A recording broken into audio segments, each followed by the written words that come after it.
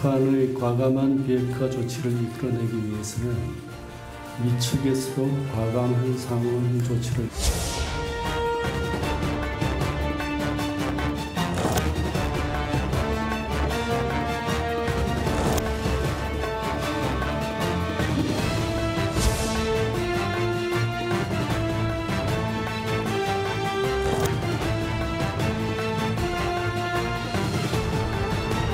이제 박근혜 전 대통령을 극복해야 합니다.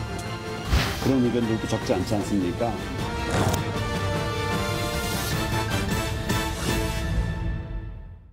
네, 2차 북미 정상회담을 앞두고 평양에 간 비건 미국 특별대표의 비핵화 담판이 사흘째로 접어들었습니다. 협상 일정이 예상보다 길어지면서 실무 협상에 대한 기대감도 높아지는 것 같습니다. 하지만 이달 말로 기대됐던 트럼프 대통령과 시진핑 주석의 만남이 불발되면서 남북 미중 4자 종전선언은 불투명해졌습니다. 오늘 와호장용 김근식 경남대 교수, 한민수 국민일보 전 논설위원 두 분 모시고 먼저 이 주제로 들어가겠습니다. 두 분 안녕하십니까? 안녕하세요. 네, 안녕하십니까? 자, 김 교수님 먼저 오늘 아침에 조선일보였죠? 네. 조간신문에서 비건 대표가 어젯밤에 서울로 돌아왔다 이런 보도가 나왔었는데 뭐 그렇게 추정된다는 기사였죠. 그런데 청와대가 오늘 아침에 또 부인을 했습니다. 미군 수송기 한 대가 평양을 다녀오긴 했지만 비건은 아직 평양에 있다 이 얘기인데 실무 협상이 생각보다 깁니다. 지금 사흘째인데 이 길다는 게 좋은 신호로 봐야 됩니까? 아니면 좀 뭔가 문제가 있다고 봐야 됩니까?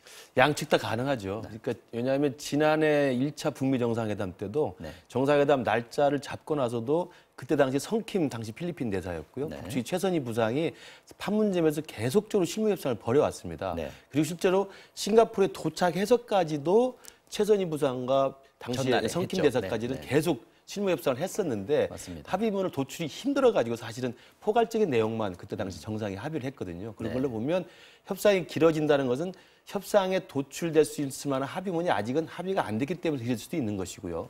그런 경우를 본다면 또 다르게 생각해 보면 일단 비건 대표가 지금 평양까지 들어가 있는 상황이기 때문에 김정은의 직접 재가를 받으면서 조금씩 합의를 이끌어낼 수 있는 상황도 되는 거거든요. 그렇다고 한다면 이틀, 3일까지 진행이 되고 연속이 된다고 한다면 뭔가 합의할 수 있는 것들이 좀 많이 있고 논의하면서 조금 더 절충점을 찾아갈 수 있는 것들이 좀 여지가 있지 않겠느냐라고 하는 긍정적 기대도 가능한 겁니다. 그래서 지금 아무리 뭐 깜깜이 상황이기 때문에 길어진다는 것 자체가 낙관적인 지금 전망을 가능하는 것인지 아니면 협상이 길어지니까 뭔가 좀 돌파구가 어려운 것인지는 비건 대표가 돌아와 봐야 아마 알 것으로 보입니다. 이게 평양에서 열리니까 판문점은 왔다 갔다 하는 시간들이 있지 않습니까? 출퇴근 협상을 해야 되는 건데 지금 평양에 가 있다는 거는 북측 최고 지도자의 어떤 사인을 받는 것도 시간이 빠를 것이고요. 그래서 훨씬 집중도는 있지 않을까 싶습니다. 그러니까 미국으로서는 사실은 워싱턴과의 직접적인 교신이 수월치 않기 때문에 비건 대표로서는 사실은 배팅을 크게 하면서 들어간 거거든요. 들어가서 한 거지만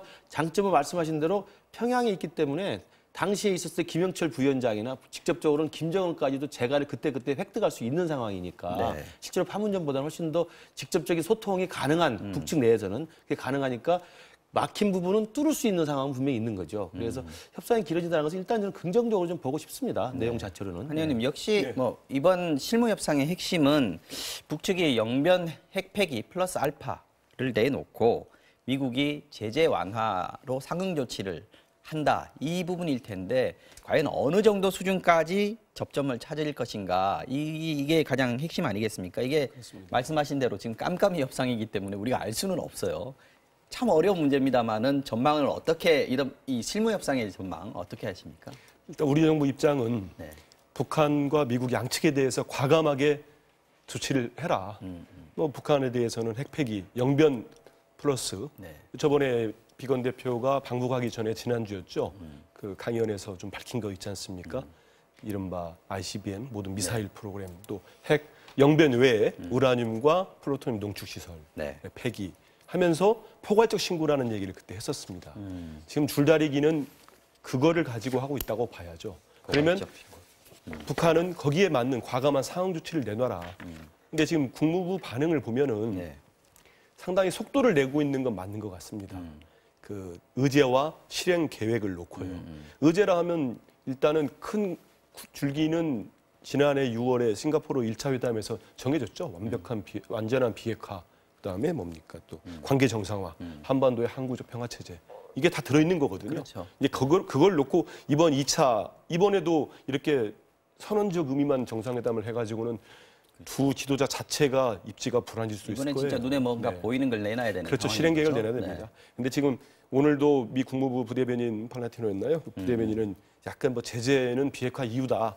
저는 이거를 액면 그대로 원칙이죠, 보지는 뭐. 않고요. 그렇죠. 이제 마지막 신경전 줄다리기를 하는 건데 그러면서 상응 조치는 뭐냐? 핵심은 북한의 경제 발전이라는 거예요. 근데 경제 발전을 시키기 위해서는 기본적으로 제재가 꽉 막힌 상태에서 어떻게 경제가 돌아갈 수도 없지 않습니까? 지금 숨통이 쪼여 있는데 결국은 이번에 협상은 북한이 비핵화해서 영변 외에 뭘 내놓으면 그래 그러면 미국은 뭘 줄 거니 이거를 놓고 지금 최종 막판 줄다리기를 하고 있는 걸로 봐야 될 것 같습니다. 말씀하신 대로 우리 정부 입장에서야 저희 같은 입장에서야 통 크게 둘 다 합의를 해줬으면 좋겠는데 그렇죠. 지금 미국에서는 제재 완화는 없는데 경제 발전이 우선이다 이렇게 얘기하는 건 말씀하신 대로 좀 모순되지 않습니까? 그 순서의 문제로 아마 미국은 먼 훗날에 최종 종착역을 미리 이야기를 해주는 거고요.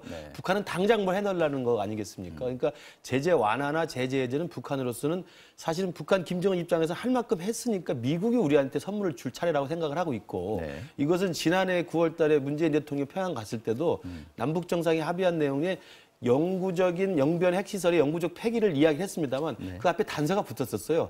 미국 측에 추가 사용 조치가 있다면 영변 핵시설을 폐기할 수 있다라고 이야기를 했거든요. 그러니까 북한은 여전히 지금 미국이 먼저 우리한테 추가 사용 조치를 해줘야 된다는 이야기를 하고 있는 거고 지금 미국은 말씀하신 대로 제재 해제는 전혀 없다.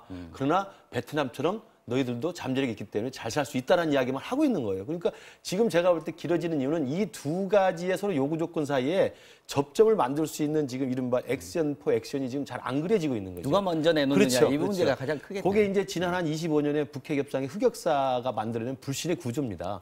미국은 북한을 못 믿는 거고 북한은 또 미국을 또 못 믿는 나름대로 또 일리가 있는 또 역사적 상황이 있어요. 그러니까 당연히 북한에서는 너희들이 먼저 우리한테 추가 조치를 해주라는 거고. 그러면 순서의 문제는 정말 탑다운 방식으로 두 정상이 만났을 때 해결할 수 있는 그런 걸 여지를 남겨두고 이번 실무협상 마무리될 수도 있다. 만약에 그렇게 한다면 절충이 될 수 있죠. 그러니까 순서는 직접 만나서 양 정상이 담판을 짓지만 우리가 할 수 있는 카드는 이러이러한 것들이 있다. 그러니까 카드의 목록들을 제시할 수 있고 북측도 카드의 목록지 제시할 수 있죠. ICBM 이 정도 할 수 있고 영변을 이렇게 할 수 있고 플루토늄, 우라늄 이렇게 할 수 있다. 미국도 종전선을 이렇게 할 수 있고 제재는 이렇게 할 수 있고 남북 관계에 대해서는 이렇게 할 수 있다. 라는 이야기의 목록 리스트만 제공을 하고 실무협상에는 나올 수 있고 그럼 현장에서 담판을 해가지고 김정은 위원장과 트럼프 대통령이 목록의 순서를 정할 수는 있겠죠.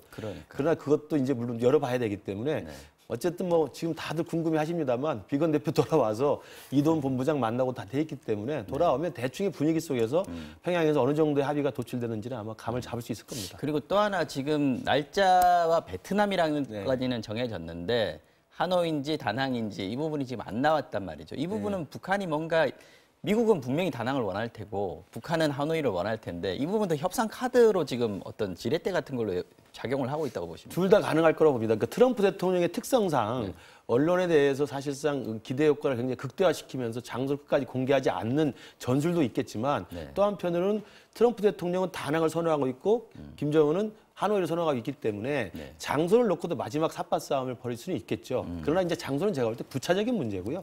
지금 현재 평양에서는 의제와 관련돼서 양 정상이 만나가지고 과연 어느 정도 수준의 실천적인 구체적 조치를 도출할 수 있을 것인가의 문제이기 때문에 이 부분이 대충 가닥에 잡히면 장소는 아마 쉽게 합의는 될 수 있을 거거나 아니면 이미 정해졌는데 공개를 좀 뒤로 미루는 정도일 겁니다. 또 하나 이번에 종전선언이 이루어질 수 있을 것인가 이 지금 기대가 있긴 한데요. 원래는 이제 이달 말에 트럼프 대통령이 그 시진핑 주석을 만나겠다라고 처음에 얘기를 했기 때문에 혹시 4자 뭐 종전선언이나 적어도 3자 종전선언 정도까지는 나갈 수 있지 않을까 기대를 했었는데 오늘 또 말이 바뀌었습니다. 시진핑 주석 이달 안에는 못 만날 것 같다라고 얘기를 했단 말이죠. 그렇게 되면 종전선언이 완전히 물 건너갔다 이렇게 볼 수 있을까요? 이게 사실 사안이 다른 거였는데요. 근데 중국과 미국 정상이 같이 모이면 우리나라 대통령까지 문 대통령까지 가게 되면 4자 종전선언까지 그런 기대감이 나왔었죠. 근데 사실 이거는 또 다른 종전선언이 이루어지느냐 했던 거니까 미중 간의 지금 무역전쟁이 최고조였는데 두 정상이 만나게 되면은 여기에서는 무역전쟁을 끝내는 종전이 될 거다. 이런 예측이 나왔지 않습니까? 근데 지금 미국 참모들과 미국 내에서 이게 시진핑 주석이 지난 1월 말에 제안을 먼저 했다는 거예요. 네. 베트남은 아니고요. 하이난성으로 와달라고. 또 트럼프 대통령 받으려고 했는데 지금 참모들이 이건 아니다. 첫째 이유는 이게 북한 문제하고 중국 문제가 그렇게 돼버리면은 이런 관측들이 나오듯이 병합돼 버린다, 섞여 버린다. 이렇게 하면 우리 부담이 크니 하지 말고. 근데 저는 이것보다는 약간 무역 전쟁, 그러니까 미중 간의 이 막판 협의를 놓고 그 뭐가 좀 갈등이 있는 것 같습니다. 결국은 이제 구조적 문제라는 지금 관측들이 나오는데요. 네. 그러니까 중국은 이른바 뭐 지적재 접근 문제랄지 뭐 기술 탈취랄지 많지 않습니까? 비관세 장벽이랄지 이런 중국의 구조적 문제를 바꿔라. 그래서 이번에 무역 갈등을 해소하자는 건데 중국은 그렇게 못하겠다는 거거든요. 아마 그것 때문에 이게 이제 벌어졌는데 근데 지금 미 언론들 보도를 보면 다음 주에 문우신 재무장관과 STR 대표가 간다는 거 아닙니까? 베이징에 가서 협상이 잘 되면 뭐 아직은 그 카드가 완전히 없어졌다고 할 수 없겠죠. 아직은 살아 있는데 현재로 보면은 이런 상황에서 뭐 우리 문 대통령이 베트남 가기도 좀 그렇게 됐으면은 일단 종전선언 사자 종전선언 가능성 이거는 좀 낮아지지 않았나 그렇게 보는 게 합리적인 것 같습니다. 그리고 지금 시진핑 주석이 사실 뭐 자존심 있는 국가 아닙니까? 네. 중국 국가가 북한하고 협상 끝나고 나서 트럼프 대통령이 베트남에 있으니까 시진핑 주석 오세요. 그랬다고 가기가 좀 힘들 것 같긴 합니다. 그렇죠. 예. 그러니까 실제로 시진핑 주석이 트럼프 대통령한테 보낸 친서에도 아까 말씀하신 그 베트남에서 북미 정상회담 한다고 하니 끝나면 중국으로 와서 우리도 협상을 하자라고 이야기를 했다는 거기 때문에 베트남으로 가지는 않겠지만 지금 트럼프 대통령은 이달 말에 못 만날 것 같다고 지금 이야기를 했습니다. 그것은 제가 볼 때 미중 간의 무역 분쟁이 잘 정리가 안 되는 측면도 있고 또 하나는 종전선언 때문에 베트남에 모인 김에 내 대통령이 다 모여가지고 한번 종전을 해보자는 것은 제가 볼 때 과도한 기대인 게 우선 빨리 그렇게 해서 북핵 협상을 좀 진전시키려고 하는 의도는 있겠습니다만 종전선이 그렇게 쉽게 될 수 있는 게 아니거든요. 그러니까 트럼프 대통령하고 김정은 위원장이 만나서 종전에 큰 합의를 한다 하더라도 한국과 미국 사이 협의하려고 또 있습니다. 그리고 또 미국과 중국 사이에 또 한국과 중국 사이에도 협의를 있어요. 그러니까 무역 전쟁 아니더라도 종전선언만 놓고도 북미, 한미, 미중, 한중 사이에 또 다져야 될 부분들이 있기 때문에 실제로 한 곳에 우연히 모였기 때문에 모여서 종전선언을 할 수 있는 사실은 없는 거예요. 그래서 제가 볼 때는 종전선언의 기대는 우리가 높아 있을 수는 있겠습니다만 실제로 베트남에 모인 김에 내 정상이 모여서 종전선언을 한다는 것은 제가 볼 때는 아직은 좀 과도한 기대다. 그렇다면 사자 종전 선언은 힘들어졌고 그건 뭐 지금 현재 상황에서는 명확해 보이고요. 예. 미북 간의 어떤 종전 선언 또는 거기에 준하는 어떤 선언이 나올 수는 있을까요? 그런 일정들을 제시할 수 있겠죠. 왜냐하면 북한은 지금 종전선언에 대해서 계속 요구를 해왔기 때문에 그리고 이미 문재인 대통령과 김정은 위원장은 종전선언 합의를 해놓은 바가 있습니다. 지난 4.27 판문점 선언과 9월 9.19 평양선언에도 종전선언을 확인을 해놓은 상황이기 때문에 트럼프 대통령만 오케이를 하면 사실은 김정은 위원장과 트럼프 대통령 사이에 종전선언의 원칙과 방향에 대해서 합의할 수가 있죠. 다만 그 종전선언이란 이벤트를 어느 일정에 어느 시기에 할 것인가 그리고 시진핑 주석과 문재인 대통령 같이 할 것인가 이런 건 추후에 협의할 수 있겠지만 양 정상 특히 북한 김정은 위원장과 미국의 트럼프 대통령이 지금 교전 상태이기 때문에 법적으로는 교전 상태를 끝내고 정전으로 나간다는 걸 정치적으로 선언하는 것은 충분히 할 수 있죠. 그런데 이제 그에 대한 대가로 과연 미국이 김정은에 요구하는 어떤 신고라든지 비핵화 관련된 구체적 조치를 과연 관철시킬 수 있는 것인가? 그리고 북한이 요구한 대로 종전선언과 관련된 미국 측의 또 다른 양문들을 받아낼 것인가? 이런 것들이 정리가 되면 종전선언 자체에 대한 구체적 방향과 일반적 논의는 이번에 북미 정상회담에 충분히 가능하다고 생각합니다. 문재인 대통령이 갈 가능성은 별로 없겠네요, 이제. 그렇죠. 낮아졌다고 봐야 되죠. 근데 지금 북한도 예전에 종전선언에 좀 매달리는 듯한 그런 걸 많이 보였었죠. 왜 미국한테 처음에는 그랬습니다. 그렇습니다. 예. 요즘은 그것보다는 제재 완화, 경제 문제죠. 그렇죠. 그쪽에 지금 집중하고 있기 때문에 말씀하신 대로 대체적인 일정 정도 잡지 않을까 싶습니다. 자.